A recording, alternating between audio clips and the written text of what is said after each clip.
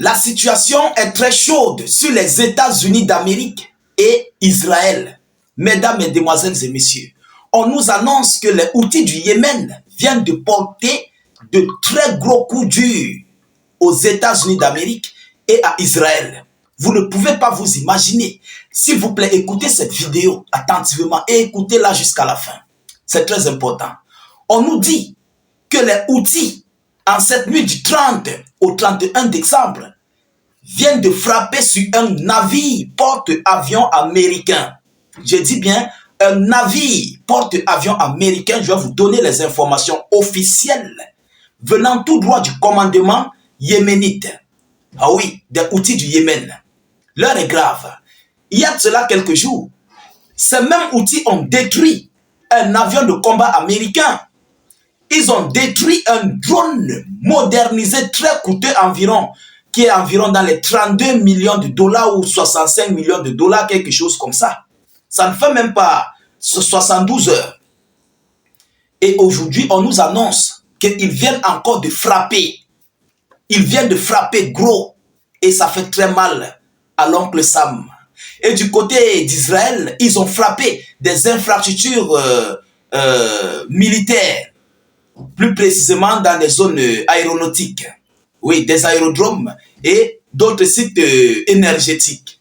Je vais vous passer les informations officielles venant tout droit des médias locaux, venant tout droit du commandement yéménite, je voulais dire. Alors, avant de continuer, s'il vous plaît, c'est une information très chaude. Veuillez la partager. Partagez-moi cette information au maximum. Mettez-la partout à travers le monde. Mettez suffisamment de j'aime, s'il vous plaît. Beaucoup de j'aime. Et rassurez-vous de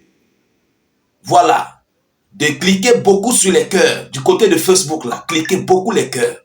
Ça permet de sécuriser la vidéoconférence pour contre-attaquer les signalements. Vous comprenez? C'est très important. Et continuez de vous abonner à nos différents canaux, YouTube, Facebook et surtout, bienvenue encore pour tous les nouveaux.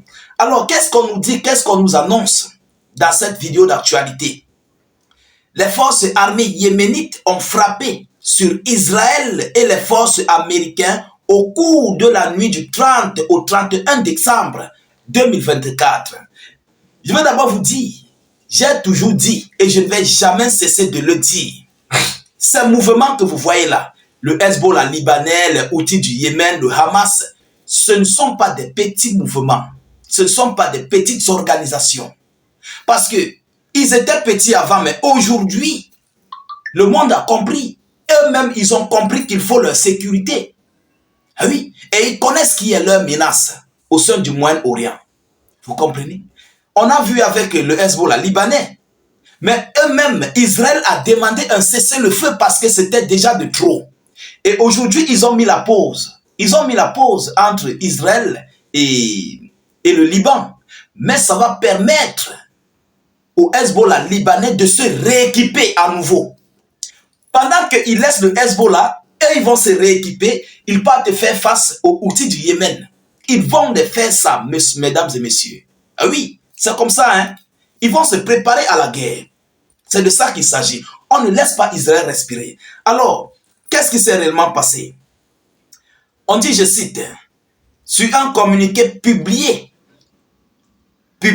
du Yémen, avec l'aide de Dieu Tout-Puissant, la force de missiles des forces armées yéménites a mené deux opérations militaires qualitatives. Deux opérations militaires qualitatives.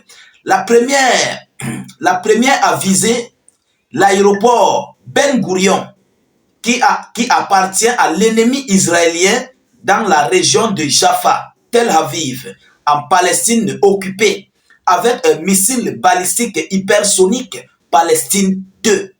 Voilà le missile qui a frappé sur Israël. Ça, c'est le premier coup d'Israël. On va voir le deuxième coup. L'autre opération a visé la centrale électrique au sud de Jérusalem, occupée avec un missile balistique Yulz-Fikar. Yulz-Fikar. Voilà les deux coups durs que les Houthis du Yémen ont émis sur Israël. Mais où sont les dômes de fer? Où sont leurs systèmes anti-aériens tant vantés qu'on appelle le système aérien Tchad? C'est où ces systèmes américains? Pourquoi ça n'a pas pu dévier ça? Mais il fallait que ça dévie. C'est là que vous devrez comprendre. Il faut que le monde entier comprenne que Washington n'a rien pour se défendre. Ils n'ont absolument rien. Les preuves sont là. Ce n'est pas la Russie qui est en train de frapper. Ce n'est pas l'Iran. Ce sont les enfants, les petits-enfants. Les enfants de l'Iran. Ce sont eux qui frappent sur le Yémen.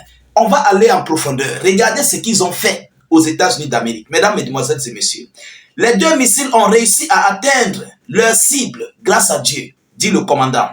Alors, il dit, je cite, « Ces 2 opérations ont coïncidé avec une opération conjointe des forces navales de la force de missiles et de la force aérienne sans pilote des forces armées yéménites visant le porte-avions américain USS Harry Truman avec un grand nombre de drones et de missiles ailiers, alors que les forces américaines se préparaient à lancer une attaque aérienne majeure contre notre pays. Vous comprenez ça? Vous comprenez? Mais les Américains ne veulent pas communiquer là-dessus. C'est pourquoi je vous dis, nous ici, on dit la vérité. On vous dit tout ce que vous voulez comprendre. Ce que eux, ils ne disent pas là. Nous, on prend ça et on dit. Il faut le savoir. Mesdames et messieurs, l'opération a atteint ses objectifs avec succès et avec l'aide de Dieu. L'objectif de l'attaque aérienne américaine qui se préparait contre notre pays a été déjoué. Voilà ce que le commandant dit dans un communiqué annoncé au journal yéménite. Mesdames, Mesdemoiselles et Messieurs, un navire porte-avions américain. Vous-même, vous pouvez essayer de comprendre quels sont les milliards de dollars qui ont été mis sur ce navire. C'est un navire porte-avions, un navire militaire qui a été frappé. Mais ce sont les États-Unis qu'on frappe de cette manière. Regardez l'adversaire. Qui est l'adversaire? Les Houthis du Yémen, qui infligent de grosses pertes sur les Américains. Est-ce que ces Américains peuvent combattre contre la Fédération de Russie, l'Iran ou bien la Chine ou la Corée du Nord? Essayez vous-même de répondre en commentaire. Parce que ça, ce n'est pas un truc qu'on doit beaucoup parler. Le Hezbollah libanais a montré ses capacités à Israël. Israël a demandé un cessez-le-feu parce que les pluies tombaient massivement. Ils ne comprenaient rien en fait. Ça tombait. Ils ne comprenaient rien. Israël a vu son hégémonie s'envoler. Ils étaient obligés de demander un cessez-le-feu. Vous comprenez? Maintenant, c'est au tour du Yémen. Ils vont frapper. Ils vont frapper et puis ils vont demander un cessez-le-feu. C'est de ça qu'il s'agit. Alors, le patron est affaibli, les employés seront affaiblis. Ou bien ils seront licenciés. C'est de ça qu'il s'agit. Voilà les grosses défaites que les États-Unis d'Amérique et Israël viennent de recevoir face aux Houthis du Yémen. Et ça fait tellement mal à l'oncle Sam.